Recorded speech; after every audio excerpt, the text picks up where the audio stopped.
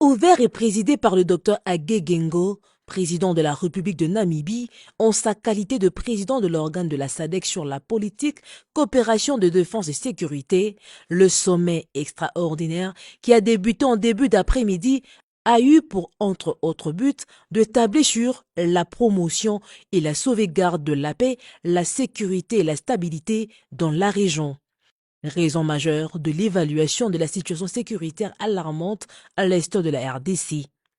Les travaux du sommet en format 1+6 ont connu la participation des présidents de la République démocratique du Congo, Félix-Antoine Tshisekedi Tshilombo, Hage Geingob de Namibie, Cyril Ramaphosa de l'Afrique du Sud et le Dr Samia Suluhu Hassan de la République unie des Tanzanie. Les chefs d'État de Malawi, l'Angola et la Zambie ont délégué leurs représentants. Une brève réunion, mais couronnée des succès pour la République démocratique du Congo à travers son président Félix Tshisekedi. Le sommet a noté avec une grande inquiétude l'instabilité et la détérioration de la sécurité dans sa partie est et a de ces faits réitéré sa ferme condamnation de la recrudescence des conflits et des activités de groupes armés dont la résurgence des rebelles du M23. Le sommet a également appelé à un soutien régional immédiat au gouvernement congolais pour faire face à la situation sécuritaire avant les élections nationales prévues en décembre 2023. La grande annonce aujourd'hui, le sommet a approuvé le déploiement de la force de la SADC dans le cadre de la force en entente de la SADC comme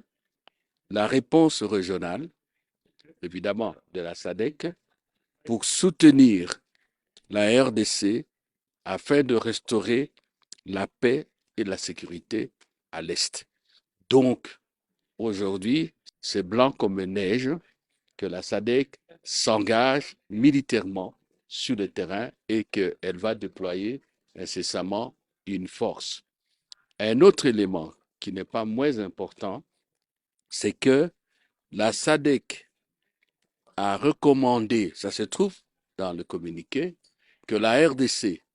réunisse toutes les conditions requises pour un sommet de coordination de tous les intervenants, de tous les acteurs internationaux sur le terrain afin d'arriver à une action efficace et harmonisée. Et sur ce point-là, nous venons de recevoir, il y a quelques minutes de cela, un message réconfortant de notre ambassadeur en Éthiopie et représentant permanent près de l'Union africaine, l'ambassadeur Jean-Léon Ilunga-Ngandu, que l'Union africaine a enfin approuvé l'idée d'organiser un sommet des chefs d'État, un sommet réunissant, un sommet quadripartite réunissant la SADC, la communauté d'Afrique de l'Est, la communauté économique des États de l'Afrique centrale